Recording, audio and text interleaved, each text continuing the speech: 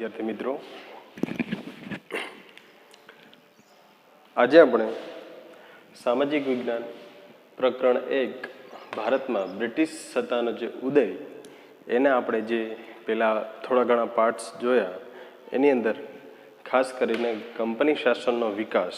આપણે અગાઉ જોયું કે ભારતમાં અંગ્રેજો કેવી રીતના આવ્યા, પોર્ટુગીઝો આવ્યા અને હવે ધીમે ધીમે તેનું સામ્રાજ્ય, તેની સત્તાની સ્થાપના થઈ ચૂકી હતી. પોતે ભારતની અંદર પોતાની સામ્રાજ્યના મૂળ ઊંડા સુધી ઉતારી દીધા. હવે પોર્ટુગીઝો જે છે એના માટે પણ સત્તા સીમિત થઈ ગઈ. ફ્રેન્ચો જે છે એના માટે પણ સીમિત થઈ ગઈ. ડચ જતા રહ્યા. અંગ્રેજોએ પ્લાસીનું યુદ્ધ અને બક્સરનું યુદ્ધ જોયું, એમાં જોયું કે સિરાજુદ્દૌલાની હાર થઈ. બક્સરના યુદ્ધની અંદર જે છે એ ખાસ કરી અને અવધનો નવાબ શાહ આલમ અને મીર કાસિમની હાર થઈ અને રોબર્ટ ક્લાઇવ જે છે એ પોતે જ ખુદ ગવર્નર બની ગયો. હવે કંપની શાસનનો વિકાસ, કંપની જે છે એ કેવી રીતના વિકાસ કરે છે, પોતાનો જે શાસનનો વિકાસ કેવી રીતના કરે છે, વેપાર કરવાની સાથે સાથે પોતાના સામ્રાજ્યનો, પોતાની સત્તાનો, પોતાનો જે સત્તા જે સામ્રાજ્ય છે એનો કેવી રીતના વિકાસ કરે છે, તો એ કંપની શાસનનો વિકાસ. તો આપણે જોઈએ કે કંપની શાસનનો વિકાસ એમાં ખાસ કરી અને ભારતમાં જે સત્તા સ્થાપવા માટે, વેપાર કરવા માટે આવેલી જે છે એ સત્તા સ્થાપે છે અને લંડનની અંદર, બ્રિટિશની જ પાર્લામેન્ટની અંદર જે છે એક નિયામક ધારો બને છે. એ ધારો જે છે નિયામક ધારો 1773. આપણે એમ કહી શકાય કે ભારતમાં રાજાશાહી હતી અને ભારત જે છે અલગ અલગ નાના મોટા દેશી રજવાડાઓમાં વિભાજિત હતું. પણ ભારતની અંદર જો કોઈ એક મોટા જ પ્રાંતનો જે છે કોઈ એક લેખિતમાં નિયામક અથવા કે જે કોઈ નિયમ અથવા ધારો અથવા બંધારણની શરૂઆત જે છે એ અહીંથી થાય છે. નિયામક ધારો 1773. આપણે ભારતનું બંધારણનો જે છે એ આપણે ભણવા જશું ત્યારે આના વિશે થોડી ઘણી ચર્ચા કરશું. પણ ખાસ નિયામક ધારો 1773. હવે આ નિયામક ધારો જે છે એ બંગાળની અંદર જે વેપાર કરતા હતા, બંગાળ, મુંબઈ, ચેન્નઈ, આ ત્રણે મોટા મોટા જે છે શહેરો અને એની આસપાસના જે છે વિસ્તારો હતા, એમાં અંગ્રેજો જે છે એ વેપાર કરતા અને પોતાનું સામ્રાજ્ય પણ સ્થાપિત કરી ચૂક્યા હતા.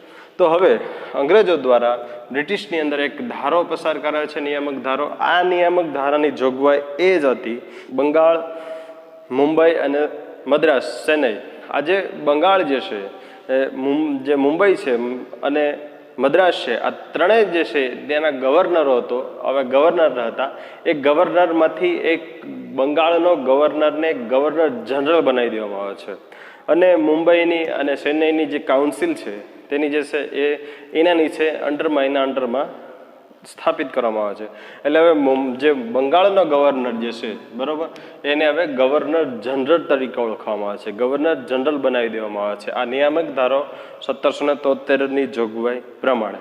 હવે બંગાળનો જે છે ગવર્નર, એ ગવર્નર જનરલ બને છે. એટલે મુંબઈ અને મદ્રાસ અને તેની જે કાઉન્સિલો જે છે એ ગવર્નર જનરલ તરીકે બંગાળના અંડરમાં આવશે. એ ગવર્નરો તો છે પણ આ ત્રણેયમાંથી ગવર્નરો તો છે પણ ત્રણમાંથી એક જે છે એને ગવર્નર જનરલ તરીકે ઓળખવામાં આવે છે અને એ હતો બંગાળનો ગવર્નર. હવે ગવર્નર જનરલ તરીકે પહેલા કોણ હતો, એ ભારતમાં કોણ આવ્યો હતો એ ખાસ યાદ રાખજો. પ્રથમ ગવર્નર જનરલ તરીકે તો કે ભારતમાં વોરન હેસ્ટિંગ જે છે એ ભારતનો પ્રથમ ગવર્નર જનરલ તરીકે આવે છે, એની નિયુક્ત થાય છે. બંગાળનો ગવર્નર હોય છે એ પ્રથમ, વોરન હેસ્ટિંગ જે છે એ ભારતનો ગવર્નર જનરલ તરીકે પ્રથમ ગવર્નર જનરલ આવે એટલે એના સામ્રાજ્યની અંદર જે છે મરાઠાઓમાં વિગ્રહ થાય છે. મરાઠાઓના અંદર વિગ્રહ થાય છે પ્રથમ જે વોરન હેસ્ટિંગના અંડરમાં. એ મરાઠાઓ સાથે જે છે અંગ્રેજો વિગ્રહ કરે છે. પછી દ્વિતીય વિગ્રહ થાય છે. દ્વિતીય વિગ્રહ જે છે એ મૈસૂરમાં, બરાબર, હૈદર અલી સાથે જે છે એ દ્વિતીય વિગ્રહ થાય છે મૈસૂરની અંદર. જે ટીપુ સુલતાનના જે પિતા વોરન હેસ્ટિંગ જે છે એના પછી બીજો ગવર્નર જનરલ તરીકે આવે છે કે જે એનું નામ હોય છે કોર્નવોલિસ. કોર્નવોલિસ જે છે એ ગવર્નર જનરલ તરીકે આવે છે અને કોર્નવોલિસના શાસનની અંદર, કોર્નવોલિસના શાસનમાં જે છે એ ત્રીજો મૈસૂર વિગ્રહ થાય છે. ત્રીજો મૈસૂર વિગ્રહ એટલે કે જે મૈસૂર જે છે એ હાલનું કર્ણાટક, બરાબર, જે હાલ આપણે કર્ણાટક અને કેરળનો દક્ષિણ ભારતનો ભાગ જે છે એ મૈસૂર તરીકે ઓળખાય છે. અને તેનો હૈદર અલીનો જે પુત્ર જે છે ટીપુ સુલતાન એ ત્યાંનો શાસક હોય છે, ટીપુ સુલતાન. હવે ટીપુ સુલતાન જે છે એ મૈસૂરનો વાઘ તરીકે ઓળખાય છે, મૈસૂરનો વાઘ તરીકે ટીપુ સુલતાન, કે જે એનાથી અંગ્રેજો થરથર કાપતા. ટીપુ સુલતાનને કંટ્રોલમાં નહોતું, કેમ કે એ અંગ્રેજો જે છે એ ટીપુ સુલતાનથી બહુ જ ડરતા હતા. ત્રીજો વિગ્રહ થાય છે એમાં ટીપુ સુલતાન જે મૈસૂરનો વાઘ તરીકે ઓળખાય છે. પછી ત્રીજા વિગ્રહની અંદર જે છે જો કે અને નિજામ આ બંનેની સહાયથી જે ત્રીજો વિગ્રહ થાય એટલે ટીપુ સુલતાનની હાર થાય અને તેને સંધિ સ્વીકારવાની ફરજ પડે છે. તે સંધિ સ્વીકારે છે અને જે છે એ હાર માને છે, એટલે એને જે સંધિ સ્વીકારવાનું. હવે એ પછી યાદ રાખજો, પ્રથમ ગવર્નર વોરન હેસ્ટિંગ, દ્વિતીય ગવર્નર જે છે કોર્નવાલિસ જે ગવર્નર જનરલ તરીકે ઓળખાય છે, અને ત્રીજો ગવર્નર તરીકે આવ્યો હતો એ સર જોન શોર. જે સર જોન શોર જે છે તટસ્થતાની નીતિ રાખે, તટસ્થતાવાદી. એના પછી આવે છે એ એટલું બધું એનું કંઈ કાર્યકાળમાં થતું નથી. એના પછી આવે છે મહત્વનો જે છે એ વેલેસ્લી. આ વેલેસ્લી જે છે એ ગવર્નર લોર્ડ વેલેસ્લી. આ લોર્ડ વેલેસ્લી જે છે એ આ પણ ખાસ કરી અને લોર્ડ વેલેસ્લી આવે એટલે લોર્ડ વેલેસ્લી સહાયકારી યોજના અપનાવે છે ભારતની અંદર, સહાયકારી. હવે અંગ્રેજોને ખબર પડી ગઈ હતી કે આ લોકોને આપણે જો યુદ્ધ દ્વારા અથવા કે કોઈ જે વિગ્રહ દ્વારા અથવા કે કોઈ પણ જશે એની સાથે યુદ્ધ કરશું તો આપણે એની સાથે યુદ્ધ કરવામાં આપણે જ નુકસાન છે, અને આપણે જે છે એ ઘણું બધું વેપાર કરવાને લીધે એની સાથે આપણે. પણ હવે અંગ્રેજોને ખબર પડવા લાગી કે આને આપણે જે છે એ કંઈક અલગ જ રીતે બુદ્ધિથી આપણે આ લોકોને હરાવીએ. એટલે એ લોકો એક યોજના બહાર પાડે છે, સહાયકારી યોજના. સહાયકારી યોજના એટલે મીઠા ઝેર સમાન. સહાયકારી યોજના એટલે કે ભાઈ રાજાઓ જે છે, રજવાડાઓ જે છે એને એની સાથે મિટિંગ કરી, એની સાથે જે મંત્રણા કરી અને એક યોજના બહાર પાડવામાં આવી કે આ યોજનાની જે શરતો હતી, આ યોજનાની લાભ હતા, એ લાભ એ હતા કે સહાયકારી યોજનામાં જે પણ રાજ્ય, જે પણ રજવાડો અથવા જે પણ રાજા ભાગ લેશે એને કંપની એક તાલીમ પામેલું સૈન્ય આપશે. એક તાલીમ પામેલું કે જે સંપૂર્ણ રીતે જે છે એ રાઇફલ અને હથિયારોથી જે છે આધુનિક હથિયારોથી સજ્જ હોય એવું એક તાલીમ પામેલું સૈન્ય આપશે. પણ તાલીમ પામેલું સૈન્ય આપે તો એ સૈન્યની જે છે બધી જ જે છે ખર્ચ, બધો જ ખર્ચ એ રાજ્ય જે સહાયકારી યોજના અપનાવે છે એ રાજ્યને ઉપાડવાનો રહેશે. જો એ રાજ્ય તાલીમ પામેલું સૈન્ય જે ખર્ચ ના ઉપાડે તો એને એ પ્રદેશ એવો એક વિસ્તાર આપવાનો આવતો કે જે એક વિકસિત પ્રદેશ હોય, સારો એવો જે વેપાર અથવા કે જે છે જેથી ઘણું બધું જે છે એ ખેતી માટે અથવા ફળદ્રુપ વિસ્તાર હોય એવો એક વિસ્તાર જે છે એ આપવામાં આવતો, કંપનીને આપી દેવામાં આવતો. બીજું છે કે ભાઈ તાલીમ પામેલું જે સૈન્ય આપશે એ સૈન્યનો ખર્ચ જે છે એ કંપનીને જે છે રાજ્ય રજવાડાઓ આપશે અને કંપનીને તાલીમ પામેલું સૈન્ય આપશે. હવે કંપની જે છે એ કંપનીને પૂછ્યા સિવાય કોઈ પણ રાજ્ય અથવા રજવાડું એ કોઈ સાથે યુદ્ધ અથવા સંધિ કરી શકશે નહીં. એને યુદ્ધ કરવું હોય તો એ યુદ્ધ કરી શકશે નહીં, સંધિ કરવી હોય તો સંધિ કરી શકશે નહીં.